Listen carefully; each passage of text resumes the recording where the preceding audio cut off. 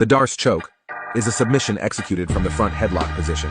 It involves encircling the opponent's neck with the crook of one's arm, while the other arm wraps around the opponent's arm and applies pressure against the neck, leading to a tap or unconsciousness. The D'arce, on the other hand. Gentlemen, welcome to the D'arce Podcast UFC. Oh, I gotta get I'm just going elbows. Elbows up now. UFC 302 episode. It's Makhechec. I got caught with that. Dustin Poirier. Mr. Plus throwing the knockout punches for once. He's not slept. Have to strike, because we got fire fights on this UFC 302 card. What's good, y'all? It's your boy Brasco Bets here on the ones and twos. I'm joined by my guys, Mr. Plus Money, Slick Montana, and our homie Cal on the ones and twos, actually. Breaking down every single fight on this UFC 302 card. And I'm hyped for it, man. Guys, coming off a hot fire last weekend, the Barboza versus Murphy card. We all profited.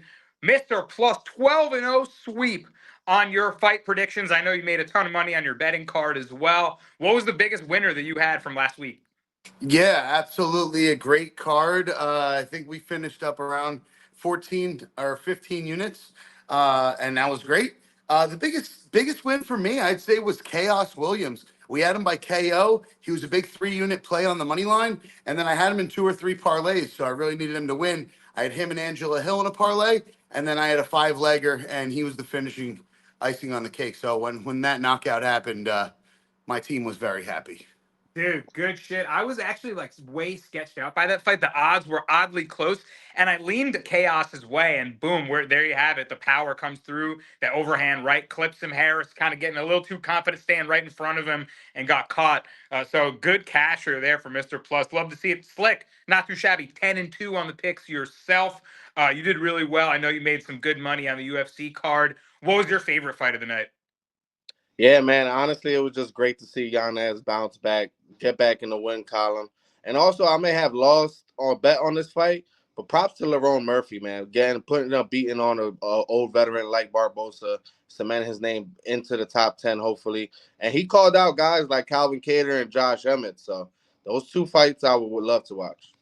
Murphy looked fantastic. He was sharp for all 5 rounds. He had good defense, kept the pressure boxing. And like you said, he pieced up old man but veteran, skillful Barboza. So, yeah, that was one of my L's. I was 9-3 on the pick. So all did pretty good. My reaction to the last card was women's MMA. Will it be now controlled in the striking department by chest punches, breastises punches? Because Melissa Gatto got a win with a jab or a right hand, was it, to the chest of Tamaris Vidal after she was definitely winning the fight, looking really good and cashing the D'arce Parlay, by the way, for us at plus 158. But she punched her in the boob, and Vidal said, stop, She asked for a break. Obviously, there are no breaks. I thought it was a premature stoppage, actually, because the ref just said, okay, the fight's over. You could have let Gatto actually finish it herself or take position, but he just stopped the fight then and there. So I wonder, is that a thing in women's MMA now? I mean, oftentimes you look to jab to the chest instead of the head. Instead of head hunting, look for your opponent to kind of duck down and catch them on the duck, right? I mean, I don't know if it's dirty. Hey, Brasco, that was actually targeted. So she actually saw that in tape and saw that she responded negatively to chest punches. I swear to God, she said it in the post fight. She targeted the chest in a lot of her shots. It was aiming for the chest, which you should do in boxing anyways, but I digress. That's what I'm saying. But in women's MMA, obviously, wow, she said target the titty. It's weak. Mr. Plus, can I get a reaction there? Legal low blows. That's what they're called. Yeah, titty punching's the new thing, the new norm. You get the girls better, start bench pressing a little bit and padding up because it's gonna hurt. And obviously, we've seen Vidal's got some very sensitive women breastises. Women breasts, that is, like women breasts. All right, we'll move on from that. Wow, yeah, just wild stuff there. Okay, guys, it's time to move straight into, it cashed last week, so we got to go to the Mr. Plus Parlay bus. Looking to cash another one here. And you got 3 good fights to talk about right away. Some on the prelims, some on the main card. And I'm looking forward to a lot of these. Kick it off with Basel Hafez for us coming back after a good scrap with Jack Della, right? We get him back here. Yeah, that's really why I'm leaning his way. And who the fuck is Mickey Gall? I mean, I know who he is, but like 7-5, this ain't a pro record. Why is he here? Why is he still in the UFC? Oh, I don't know. But I'm going to tell you right now, after Basil Hafez whoops his ass, he ain't going to be in the UFC much longer. So I'm taking the up and comer. Man, this dude went to war with Jack Della, who is now going to be, we're thinking a title contender, right? So yeah, man, I like Basil Hafez. I think this should be an easy way to kick off the Mr. Plus Parlay bus. And it'll take me right into the segue of the next leg, unless you guys want to talk about that one for a sec before we keep going. I'll roll it right in. And of course, we want to keep these cashing, guys. So let's go to the next leg. This is a guy who's won for me before. He had a hard last fight, or maybe it was the one before that, but I'm going to him again. Roman Kopylov. I know he's fighting this J.Almeida, this guy who is supposedly he beat Poton and in a kickboxing match. I get it. He looked pretty slick on the hands in his last fight, but he's had one UFC fight and one Contender Series fight. And the guy he's fighting now, this is a real test for him. Roman Kopylov will stand with you. He's a striker, man. He's going to want to stand. And he's got something different, not just hands. He's got those kicks, man. And Roman Kopylov's a dog. He's going to bring it to you. He's going to bring the fight right to your front door. I think he's going to be all in Almeida's shit, all in his face. And I think Roman Kopylov's going to be the bigger man in there and be able to take over when he needs to. Third leg, this will finish it off. The rude boy, Randy Brown, another guy who's cashed for us in so many plays. I just think this is a great spot for him. His hands are going to be too fast, and he's a great striker, man. I don't think that Solecki is going to be able to hang with him. Solecki dos Santos on the feet, although he is a guy who will come forward. I just think that Randy Brown has really good takedown defense, real good Brazilian jiu-jitsu, and he's not even going to let it get there, man. He's going to be standing up. He's going to want this on the feet. He's going to piece him up. But like Cal said before we started the podcast, you're going to sweat your last leg, and I don't doubt it. We'll probably sweat it out. I think it'll be Randy Rude Boy Brown by decision, so it'll probably have to go the whole way. But, guys, for me, in my mind, I see it being like a clear 30-27 where you see him piecing him up. However, Randy Rude Boy Brown does look a little bit thicker now. He's put on some muscle, so we'll see how his gas tank is in the third round. If it's 29-28 and he drops the last round, I won't be surprised. But give me Randy Rude Boy Brown to finish out the Mr. Plus Parlay Bus. All aboard, bro. Basil Hafez, Roman Kopylov, Randy Brown. Put those three together, guys. Get plus 279. I'm not mad at it. Some interesting fights in there. Of course, I like Basil Hafez too, Slick, against Mickey Gall here, a guy that beat CM Punk and Sage Northcutt on like UFC 203. Like, this guy's been around forever, but then they kind of rushed him up the ranks and he wasn't ready. He got beat up. It just didn't pan out, right? I mean, what's good? Is Basil Hafez going to come in here, have that kind of dog wrestling and get it done for us? Yeah, the thing about Mickey Gall is that he's in love with his jiu-jitsu. And I think that's going to be his demise in this fight. Hafez has a real good top game on top control, and I think he's just going to use it on this fight. He's going to probably get takedowns at will. I honestly think that he might be able to get Mickey Gall out of there. But I think Mickey Gall is just a bad matchup against a guy wrestler. Maybe put him against like a veteran grappler or maybe a guy that will at least strike it out with him. But Hafez is just going to wrestle fuck him. Well said. And the second leg is a tough one for me.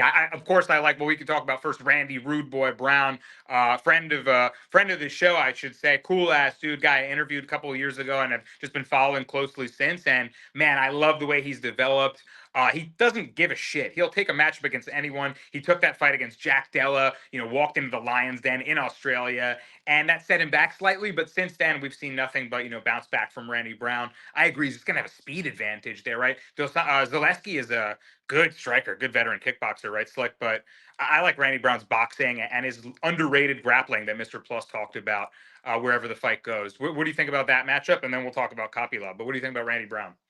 Yeah, I definitely like Randy Brown in this spot, man. I really think that he's going to be able to dictate the pace, dictate the distance. And the one thing that we actually seen about Dos Santos in his past two fights, he has fought nothing but pure grappler wrestlers and in Nurmagomedov and Fakhretdinov. So he was able to take advantage of his great takedown defense that he has and able to take advantage on the feet. But I just think Randy Brown's going to be able to dictate his distance, keep that jab pumping out. And I think he has good defensive submission, even if the fight does go down to the ground. But actually, Dos Santos, even out of all his fights, he only has 3 submission wins. He's not really that great of a offensive grappler. He's more of a defensive grappler. So I think it's a good spot for Randy Brown. I totally agree. And the line is actually, it was minus 145 when I saw I wanted to jump on it. I slept and it was like minus 175 the next day, back to minus 165. So I like it now, especially for a parlay piece and even straight betting that. I could see him winning a good decision, perhaps. But Randy Brown, like Mr. Plus also said, he's finding his knockout punches, right? Muslim Salikov, that straight right hand down the pipe. I mean, that thing is sharp. He can smoke that jab too. Good popping, snapping jab. So yeah, I like Brown a good deal there. But the tough one for me is Roman Kopylov taking on Cesar Almeida. Slick, I had my head scratching on that fight because we know Almeida is a really, really sharp striker, and Kopylov's probably going to strike with him here. You know, I'm looking at Kopylov's record, and he's got a lot of really good wins, or excuse me, a lot of wins, but not necessarily against great competition. But he's putting these guys away and looking good against them. This will be a good test against a striker. How do you see stylistically this matchup playing out? Yeah, actually, I think I'm gonna lean the dog in this spot. I think Almeida definitely has shown us that the one hole in his game was the all around MMA route, and we've seen him that he's able to get back on the feet for when he getting taken down. We've seen him have good cardio in that second round to even implement a KO. And I just think Kopylov's defense is just a little bit too overrated in this spot because of the people that he has fought. I think even in that Josh Friend fight, he got his nose busted in that fight, and he was able to get Josh Friend out of there with body shots. I just think Almeida is too of a veteran on the feet. And if it's on the feet, man, it's 50-50 fight. So give me the dog in this spot. Interesting. Mr. Plus is Kopylov. Slick had him maybe crashing the parlay bus. I just don't think that this is the same fight as the last one we saw. Who did he beat up? Dylan Budka or like no Mr. Nobody, the very one dimensional wrestler, right? So obviously when you're fighting someone like that and you can keep it on the feet and avoid those takedowns, you're gonna win that fight all day, every day. And he got him out of there, and we saw that. Kopylov's a different animal. Completely. He's the guy that's going to take the fight to you. He'll hit you with elbows. He'll take you to the clinch. He likes the knees. He likes the body shots. This is going to be different. And if we do see that the older fighter, Almeida, a lot older fighter, right? If we see that he, starts to open up on the feet, I think Kopylov is stronger than Budka as a person, as a human. I mean, I know that Budka looks little and compact, but I think Kopylov, what is he, 6'2", man? He's a big guy for this division. I think Kopylov can bring him down, hold him down, kind of get his way with him. I could see a world where he's ground and pounding and maybe takes his back. Maybe give me Kopylov by sub. But I really do like Kopylov in this fight. Money line. It's time for the Slick Report. And we're going to talk about the co-main event of the evening. Paulo Costa taking on, who is he taking on? Sean Strickland. I almost forgot. I was almost going to say Robert Whitaker, flashback. But no, it's Sean Strickland. What an interesting matchup, Slick. I'll let you take it away. Who are you taking in this co-main event? Yeah, I'm gonna go with the dog in this spot, Paulo Costa money line.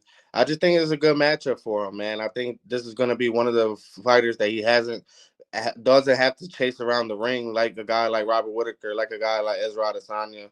And I just think he has more tools on the feet other than a jab like Sean Strickland. Sean Strickland in his past couple fights have been able to take control of people's gas tanks.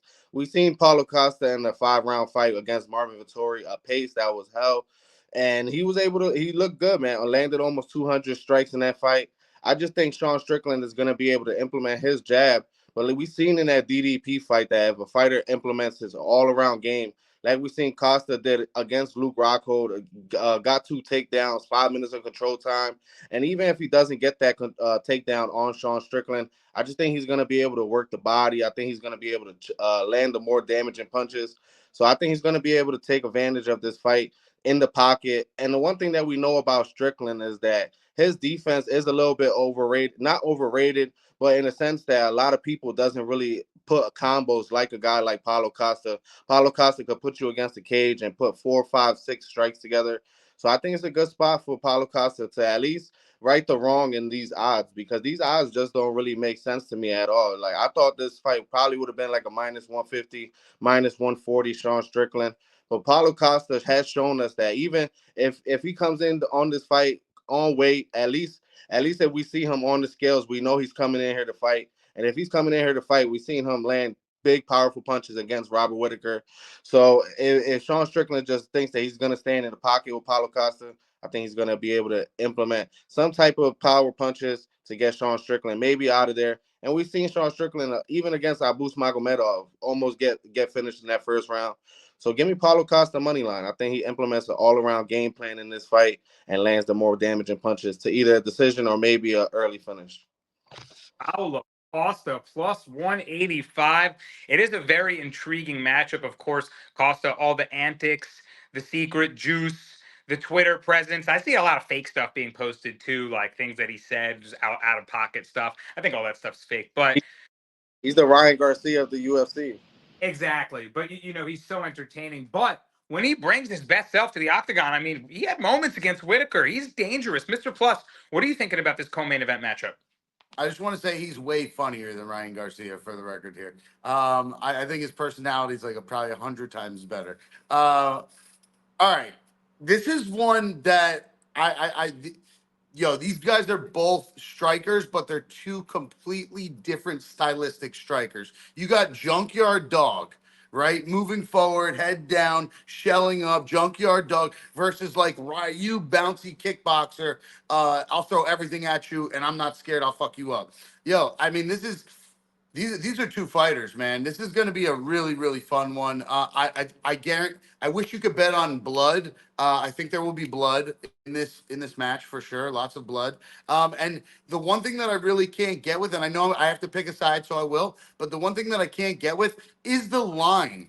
The line is why I won't bet this fight. It is a little wide. Minus 205 on Strickland. That's wide. I think Slick's right in the perfect wheelhouse. Minus 140, minus 165, even minus 175, I could live with. But anything over minus 200, I mean, I think it's a little disrespectful. I feel it, though. He's fought the champ, and he beat Izzy, and, that's just kind of where he is right now. But you got to give it a Costa, too. He just beat Whitaker, and that's huge. At least it was. And now it's not looking as good, right? It was looking really good, but now it's not looking as good. But anyways, neither here nor there. My pick for the fight will have to be Sean Strickland.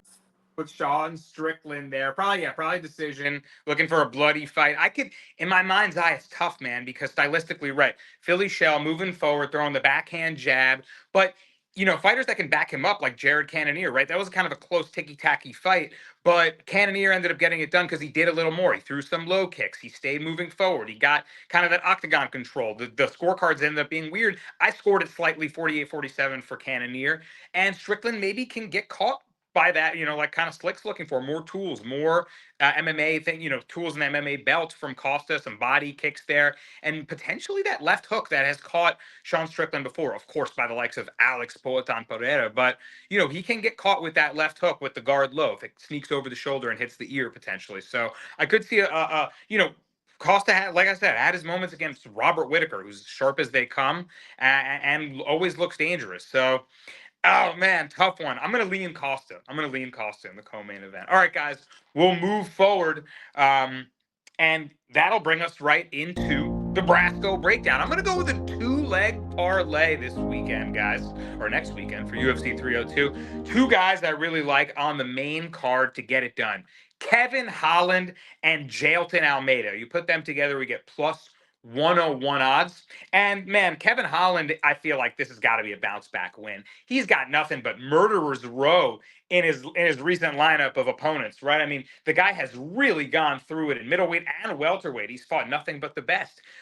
Close fight against Jack Della. I don't think it was a split.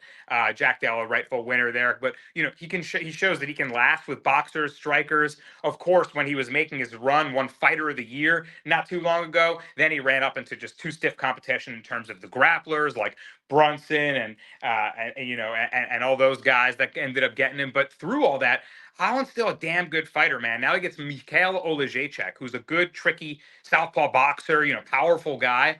But every time Olejniczak comes up to this level, he ends up getting finished. And Holland, people forget, sneaky good grappling. So Olejniczak has been rear naked choke finished by a number of guys. Most recently, Michel Pereira clubbed him and then finished him, clubbed and subbed him. And I think that's live here, potentially a D'arce choke that Kevin Holland is very known to nice with and known to be able to pull off. And if a D'arce choke hits, guys, we got to do a giveaway on the show, of course. That's going to set off like some sort of alarm bells. But I like Kevin Holland to potentially out-grapple Olejniczak if he comes with some wild, blitz and brawl of crazy flurry of punches, Holland could absolutely take his back and do his thing there. So I like Kevin Holland where the fight goes there. He's seen it all. He's seen some tough competitions. Got the chin, even if he gets clipped to last, I think. So give me Kevin Holland for the first leg. And then J.Almeida taking on Alexander Romanov. Grappler's delight, fellas. And this one, big, bulky Romanov looking to bounce back as well, along with J.Almeida, who got finished by Curtis Blades, but looked dominant with his grappling in that first round. I think if he gets the big old Romanov to his back, he's going to stay there, and it's just going to be skill over, strength and power, and the grappling skill will win out. So I think those are two guys that I suspect my boys, Mr. Plus and Slick, will both be on. Mr. Plus, how are you feeling about Almeida and Holland in that two-legger for the Brasco breakdown? I'm going to jump to Almeida first because obviously I love that one. It's one of my favorites. I might even throw it in. I think our D'arce. That's just for me. That's going to be an easy one. Romanov hasn't looked the same, man, since he's fought Volkov. He has not looked the same. He looks out of shape. I know he got the win against Bloganoy or whatever his name is. Mr. Nobody. I mean, he'll go the distance with everybody, but Blagoy, he's just a punching bag. Runs around the ring, gets punched. It's so silly. I don't like it. I do love J.Almeida. I think he's still on the up and up. He took a loss to Curtis Blades, but that's the top of the top. He's dropping back down to get another dub and then be back on his ascend. So I love that leg. As far as the Holland goes, I want to say I'm backing him. I mean, I'm really undecided, and I'm gonna have to pick a side. So I am leading his way. But Makhechec is a dog. He is absolutely a dog. Michel Pereira was definitely the wrong opponent for him last fight. Just way bigger, way overpowering. Just too much skill. Not the right guy. But I don't think that Kevin Holland has nearly as much strength and power as Michel Pereira. As a matter of fact, if you put those two in the ring together, I would lean Michel Pereira heavily. So I don't know. Although you're right, Holland's competition level is way higher. So maybe this is where Makhechec just gets rinsed. I still think he's a dog and going to come forward, and this is going to be more of a war than we think, in my opinion. Just because we've seen Kevin Holland he eats them, but we've seen him get rocked before and wobbly and out there on his feet, and taking those punches by Jack Della. So I lean Kevin Holland, but by very shaky decision. I don't think he gets a finish. Interesting. So you see it being a closer fight. I think he can go to his grappling again to finish. And took on Michael Venom Page in the last one. Slick. That's a tough puzzle to figure out, right? What do you think will happen in this Makhechec matchup for Holland? Yeah, honestly, I think Kevin Holland runs through him, man. I think Kevin Holland just implements any type of striking or anything that he wants because he's not going to be scared of what Mikel is going to bring into this onto the table. So, and the one thing that I know that Kevin Holland is going to be able to have is just the durability aspect, the aspect that even that if he gets wobbly, he'll be able to probably go down to the ground. And if Mikel does try to follow him, he does have good reversals to get back on the feet or even just implement some type of D'arce, some type of choke. And the one thing that we've seen about Mikel is that he's not the guy that he's not known for a decision win. Like he has one decision win in over 13 UFC fights, and 10 of those 13 UFC fights have been inside the distance, 4 of them being submission losses. So I think it's a good spot for Holland to at least get back on the horse after that Michael Venom Page fight. And the one thing that we know about Holland is whenever he loses, he always try to get that win right back. Other than I think he had lost to like 2 grapplers in a row or something like that. So Mikel is not that. And Almeida, I gotta go with Almeida, man. Almeida is just gonna have way more better cardio. Honestly, I want to see Romanov on the scales because if he looks fatter than usual, I'm gonna take Yalton inside the distance. And if he looks in somewhat in shape, I think Yalton could just ride him out. But if he's somewhat fat, I think he's gonna give Yalton a finish. I think he's gonna get a choke or just implement some type of ground and pound. So I love that 2-legger. I like it, Slick. Yeah, I'm looking for maybe a submission from Brown and maybe a TKO from Almeida. Maybe contrary to thought, right? The striker gets the striker gets the sub, and the grappler gets the knockout. But I could potentially see Romanov just getting stuck in mount or back control and getting finished there, just not able to get up, running out of gas, maybe. And maybe Kevin Holland with the strangle. All right, guys. It's time for our Dogs of the Week. And we have to talk about the main event of the evening here, guys. It's Dustin the Diamond Poirier taking on Islam Makhachev. Main event, UFC 302. Gold on the line. Mr. Plus, your dog of the week is the Diamond. Throw him up. You like him at plus 410. Tell the people why. I just think it's his time, man. He is a junkyard dog. He is a southpaw. He is electric. He's going to have the crowd behind him. Man, I just think this is his time to shine. He's never had the belt. He wants the belt. He's hungry for this belt. I mean, after what we just seen him do to Benoit Saint Denis, I mean, and am I crazy to say that Islam Makhachev has a similar style as Benoit Saint Denis? I really think that if Islam lets this stay on the feet, which he did against Volkanovski, he's going to be in a world of trouble. And I could see him getting clipped and being wobbly and out there on his feet and trying to go for that takedown. And then exactly like our guy Cal on the 1s and 2s says, one more boom and it out cold. We haven't seen it. I mean, we've seen it a long, long time ago, and maybe Islam's first fight in the UFC, right? Against the Southpaw, where he got slept. Slick's gonna tell you more about that. I gotta think that Dustin's 35 years old. I don't see him ending his career without holding that belt, touching the belt one time. This is it. This is the position. You got to be the best. You got to beat the best. It's time for somebody to put Islam down. That's how I'm feeling about it. It's an unpopular one. Not a lot of people can deal with this one. The line's wide for a reason, but I'm backing my boy. I had him when he knocked out Saint Denis, and I'm going with him again. Give me the Diamond. Oh, he's going with the Diamond, and I'm a big fan of Dustin Poirier, man. I cashed that with you on the knockout as well. It was a glorious hitter. But it's tough, man. Of course, Benoit Saint Denis is not Islam Makhachev. He also had staph infection, which contributed to him gassing out. But we can't take anything away from the win. But he also did take Poirier down pretty much at will in the first round, made Poirier work hard.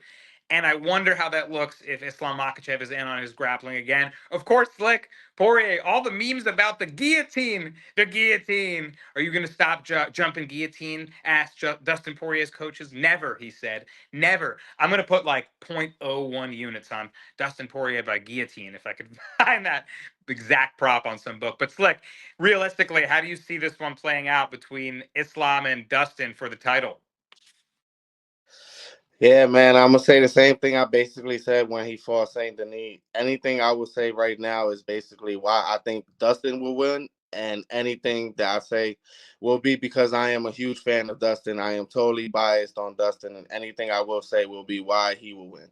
So I just think, like Mr. Plus said, the southpaw aspect. The one thing I really like about Dustin too is that he does sometimes pull the guillotine to at least get the person out of their takedown, like he did against Saint Denis in the second round. So I think it's a good spot for it. I really can't really say too much about Islam. He has shown that he's great on the feet, great on the ground, great everywhere. So I just hope and pray right before I go out there. I'll probably get to Newark, probably like around 1 o'clock, 2 o'clock p.m.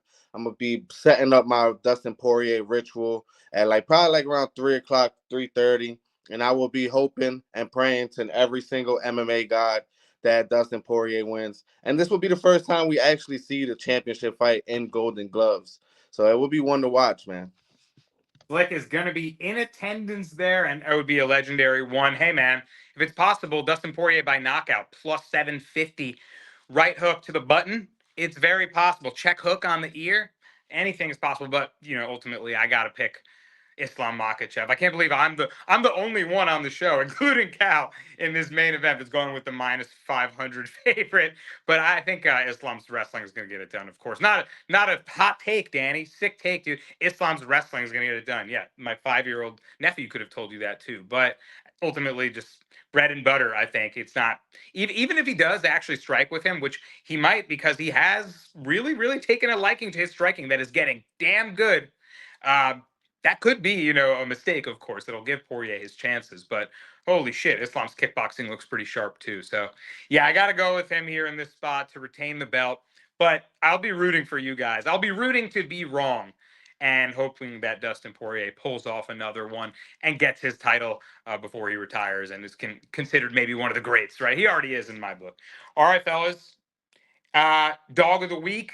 Time to go back to Slick for that Kopylov Cesar Almeida matchup. If you want to expand on that one, tell us what you got. Any more? Yeah, I really don't got much to say. I just think it's gonna be a fight on the feet. I think the fight on the feet, I would say, somewhat favors Almeida in the sense that he already has a glorified kickboxing background, and if he ends up hitting Almeida, that, like I said, has overrated defense on the feet, I think he could probably land something on Almeida. And we've seen even Hernandez, that's not a striker at all. He ended up hitting Kopylov with some good over right hands. Josh Friend hit him with some good hands. Even Punahele Soriano hit him with some good hands in the first round. So I think it's a good spot for Almeida. All right. So fellas are against each other there in that one. Dog of the week for Slick Almeida. But Kopylov's on the parlay bus. Hey, fellas, that's how it's going to be some weeks. And you know how it goes. I hope one of you guys will win. Someone will be celebrating, and we can celebrate that next week.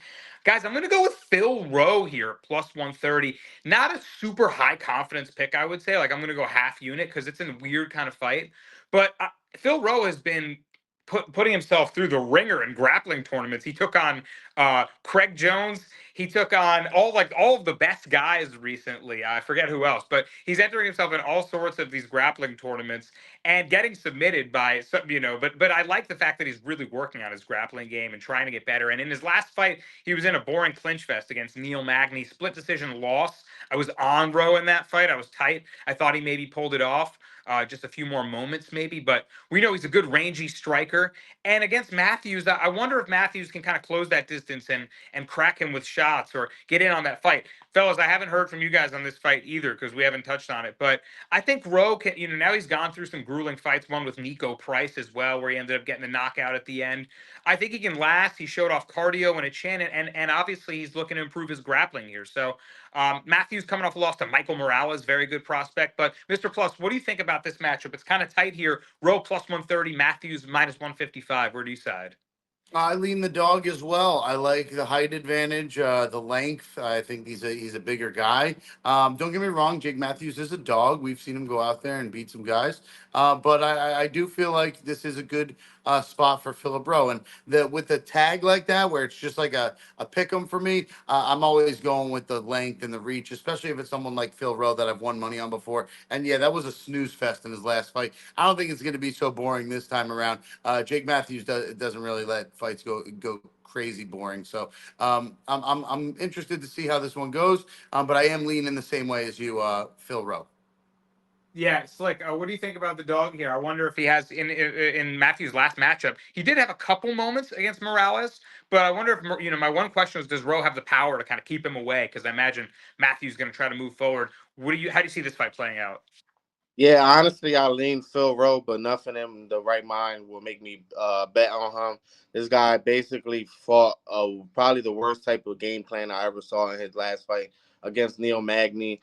And the only guy that I ever know that clinches with Neil Magny. Like, I never seen some shit like that. Now, I would say I lean him because Jake Matthews does have trouble getting the range with long, rangy strikers, guys like Samuels Berger, guys like Michael Morales that can implement a good jab. So I think it's a good spot for Phil Rowe, but I am damn sure not betting on him. Yeah, tough one. It's a tough one. Hopefully, you can keep that jab popping at range, but it's a tight. I was going half unit, right? Not going shoot the moon on that one. By the way, the other guy that he competed in a grappling tournament with, Gordon Ryan, in a tournament called The Return of Gordon Ryan, and he got submitted. No worries. This is two. Craig Jones, Gordon Ryan. He got submitted by perhaps two grapplers walking in planet Earth right now. So he's trying. He's trying. Hopefully, he goes to his grappling. All right, guys. It's time for the honorable mentions, the fights we did not cover yet, and there's some good ones to talk about. First off, I'm looking at Nico Price taking on Alex Morono. Morono, the minus 240 favorite. Morono coming off a fairly close win against Court McGee, an aging veteran that gave him a tougher fight than I think a lot of us expected. Mr. Plus, how do you see this fight playing out with Morono against a veteran brawler, a guy that can go through it and just bring the fire, and Nico Price? Yeah, Nico Price is a dog, man. This is a rematch. These guys already fought once before. And Nico Price got the W. And now Morono's coming back here with a minus 240 tag. I think the line's a little wide to be fighting a guy that you lost to. But, if we're talking about who's had a better, last couple years, right? Morono's definitely on the up and coming. Yeah, Court McGee fight was closer than I wanted it to be, but we were all on the right side, I believe. We were all on Alex Morono. I think he gets the job done. I think he avenges himself. I think he's a much smarter fighter than he was when he first fought him. His IQ is really there. He knows where to take the fight when he needs to take a fight there. And he always has a really good corner telling him what to do. He's one of the guys that will listen to his corner. His corner will tell him something to do, and he'll implement it into the fight right then and there or within the next 10 to 20 seconds. One of the only fighters I see actually do that and listen to his corner, and it works. When your corner's screaming at you, you should probably listen and do what they say. I'm going Alex Morono. At least I'm leaning his way. I don't know if I'll parlay piece him yet, but I kind of feel like I want to. Yeah, right. I agree with you. I mean, it's like Nico Price. Last we saw him, he was getting clobbered by Robbie Lawler. Lawler smoked him in that fight, and since then he hasn't been back. He was in a grappling tournament with Pat Sabatini, and get this, he lost. Pat Sabatini hit him with a Sulev stretch. Damn, you don't see that very often. So that's pretty sick. Yeah, I don't know if Price comes back the same, and I'm almost willing to forgive Morono for that Court McGee loss. Like McGee was good that night. You know what I mean? What do you think about Morono here, Slick? Yeah, and the one thing the difference between Court McGee and Nico Price is that Court McGee actually has good durability, other than if he's not fighting good power punchers. So other than that, Morono, I think his durability is just gonna hold up in this fight. Nico Price has been knocked out 5 times, I think his 7 fights.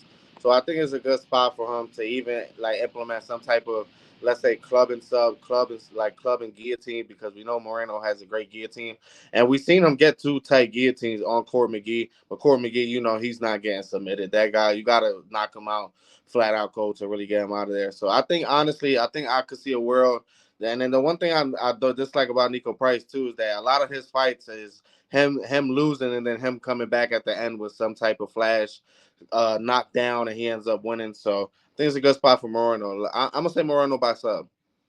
I was literally looking at his record, dude, and I'm like remembering all these fights, right? I didn't watch all of them, but I watched that Phil Rowe win because I was doing tape study on Phil Rowe, of course. But dude, I was just gonna say, even in the wins, he took a lot of damage. He's taken so much damage over his career, like Slick mentioned. A lot of knockouts in a row. Got doctor stoppage by Vicente Luque. Phil Rowe knocked him out in the 3rd round. Robbie Lawler, the hooks there.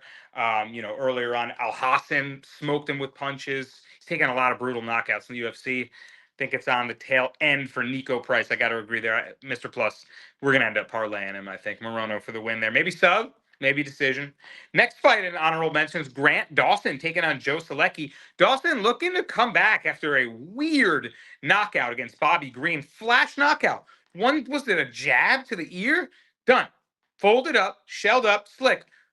Are you trusting Dawson coming back against the grappler in Solecki? Grappler versus grappler. Minus 325 here. What do you think? Yeah, I'm definitely going with Dawson in the spot. I really just like his control, and the one thing that I dislike about Solecki, he does take opportunities to take you back whenever he does see opportunity. But I just don't think Dawson's gonna give him that. I think Dawson could at least strike with him on the field a little bit, have the better striking, and if it does go to the grappling, I like Dawson's. I would say he's the stronger of the two.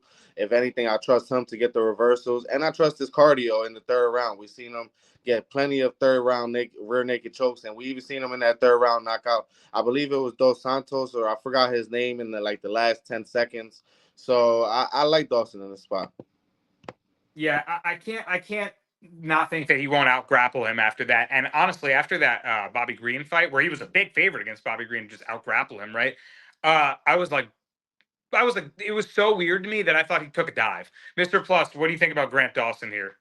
I think I'm betting this 2 ways. I think I'm going to go Dawson by like a 3rd round finish or Solecki by decision. I could see a robbery here. And Solecki does not have horrible hands. I just think that it's going to come down to who's the stronger guy inside the octagon. So I don't know if I can say that's Grant Dawson after that last fight. He just got rinsed so bad, pretended like he wanted to stand up with Bobby Green. I don't know, man. I can't trust him yet, especially coming after a flash knockout. We all know how hard it is to come back and start getting hit in the face again. And it doesn't seem like that was that long ago. Well, Solecki coming off a head slam loss to Drakkar Close, so flash knockout. That was the weird one. Both got strange fight to me. Both weird finishes, both strange.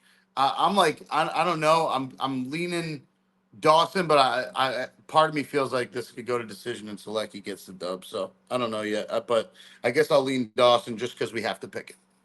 Sneaky dog feeling, perhaps. I don't know. I think better wrestling beats jiu-jitsu, and Dawson ends up winning. If he's here, he is. Wow, his stock is cooked. 100% Brasco. Styles make fights. This is a dominant wrestler versus a jiu-jitsu guy who accepts position. He'll be shrimping out and trying to swim and grab for things, and Dawson's just going to have way too much control, maybe even land some big elbows late, either get the sub or get him out of there late. This is a Styles makes fight. This is the most binary stylistic matchup on the card. That's exactly how I see it. I totally agree, right? The wrestling beats jiu-jitsu here, right? Position over submission.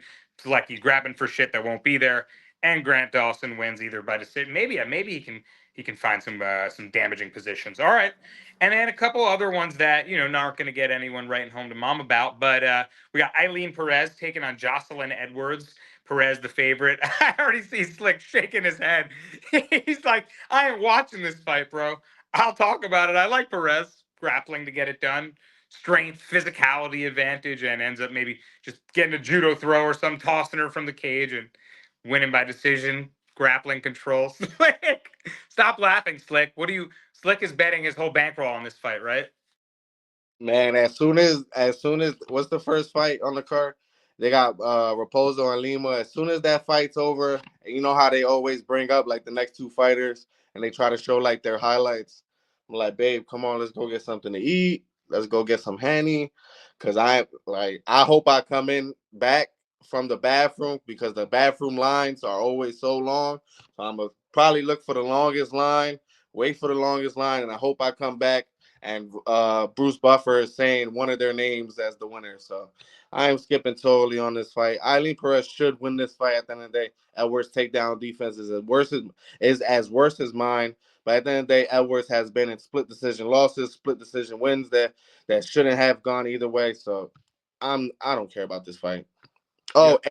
Perez probably showed some of the worst ground and pound I've ever seen in women's MMA in her last fight. I don't know how she did. I actually bet on her to get the KO at like plus 500.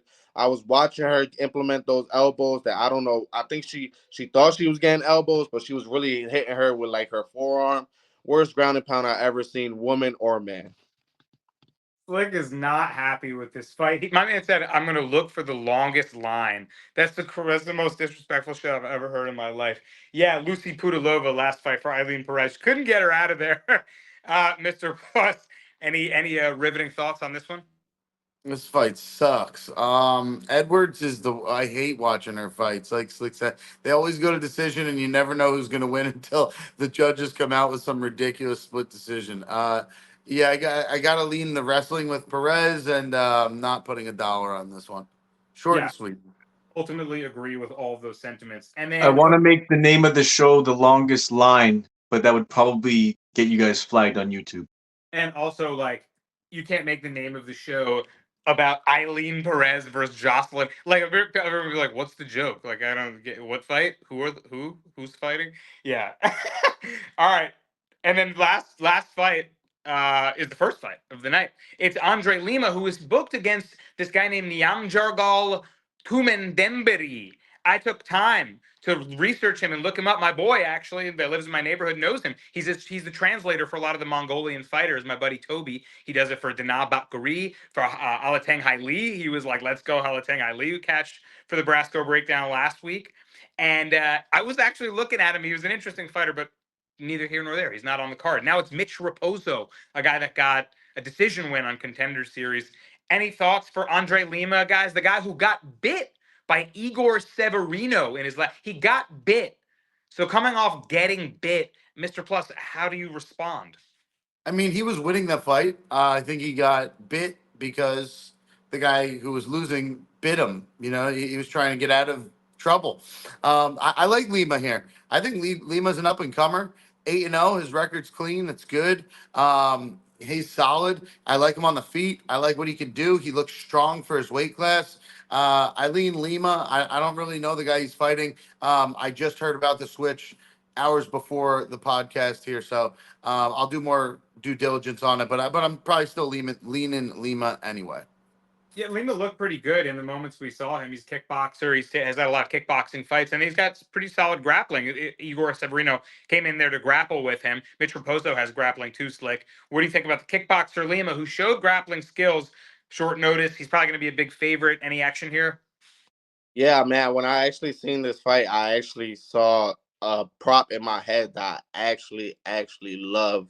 Like I might be putting probably 2.5 units on it. I'm waiting to see odds. Of course, no odds are going to be on this fight. So probably Wednesday and Thursday. So I'll actually be doing a YouTube short for our YouTube, the D'arce podcast with the prop. So if you want the prop, tune into Thursday or I would say Wednesday, Thursday when props come out, and I'll be putting out a short for our D'arce podcast for my 2.5 unit play. Look at that. That's called the tease right there, guys. Professional stuff from Slick. Got to tune in to the shorts. Got to look at all the content, and I'm excited to see. I had no idea that you had heavy action on the first fight of the night, especially with short notice. Mitch Raposo coming in. I got to think it's something spicy. So I'm looking forward to that one. And guys, to close the show out, of course, the D'arce Parlay. I'm gonna let Slick kick it off with his first leg fighter we already discussed, of course. Who you got? Going with Rude Boy Randy Brown in this spot. Like I said, he keeps the distance, stay away from the good spinning wheel kicks from Dos Santos, and he gets the dub. 29-28. I think Dos Santos gets the third round. Like it. Let's see that snapping jab from Brown from range, right? Those long rangy front kicks and that speed and swiftness. Mr. Plus, who's your leg of the D'arce? As long as Rude Boy doesn't break his toe, I think we in there. I'm gonna go with J.Almeida. I just think he's gonna be strong. I know you said it's technique versus strength. I think he has both. I think he's stronger, and I think he's got the technique. Like Slick says, depending on how fat Romanov looks on the scales, will dictate whether I'm going to take this by decision, which, you know, Jalton will just make it boring 30-26, 30-27, the whole fight, or finish, you know, second round, Romanov taps on the mat, just wants to give up. Gives up. I know. I can see it, man. Maybe the grappling wears on him. So I like it there, guys. And I'm going to close it out with Kevin Holland. I think it's just levels, as we say, right? And he's a level above Makhechec here. He's going to get back in the win column after just facing a brutal lineup of fighters recently and getting wins over some solid ones, of course, breaking his hand and fighting to the bitter end against Stephen Thompson. Like, this guy's a warrior. He deserves a win in this spot, and he's better than Makhechec wherever the fight goes. Guys, put those together, plus 224 parlay for the D'arce. We cashed last week. Let's cash it again for the people. I love it, guys. That's going to wrap things up. Make sure you're subscribed to the channel so you can catch more picks like Slick's going to deliver later in the week. Drop a like on the way out. Hit us with a comment. Who are you backing on this fight? Who are some of your favorite picks? Are you tailing anything from the crew? And let us know who you have for UFC 302, Islam Makhachev, Dustin Poirier. Mr. Plus, any final words as we part? I just think that this card does look electric. There's so many good fights. I know 300 was dope and maybe the dopest. I think this is going to follow it up real nice, boys. 302 has a real good ring to it. Oh, man, and don't be surprised if they say and new. Diamond. Oh. Good. Imagine that. Dustin Diamond and new. It would be sensational. Slick, what say you? Yeah, man. Honestly, I just can't wait to go there in person, see one of my favorite fighters in Dustin Poirier at the end of the day, and actually see these new UFC gloves too. These new UFC gloves that they said are gonna be there. I think they're gonna be. Randy Rude Boy Brown even said that there's. It feels like there's gonna be a lot more KOs with these gloves. So hopefully we see a lot of finishes. And this week with no UFC is just gonna get me even more pumped for next week. So hope to see you guys there, and it's gonna be a blast. Slick will be in the building, and awesome point to close the show. The new UFC gloves looking to be implemented. Very interesting that here. I'm going to look into what Randy Brown said about maybe these guys feel more KO power here. I'm fascinated to hear what the fighters think about the new gloves, and looking forward to seeing less eye pokes, of course, and more fights finish out the way they should. All right, fellas, good stuff from myself, Mr. Plus, Slick, and Cal on the ones and twos. The D'arce Podcast. We out.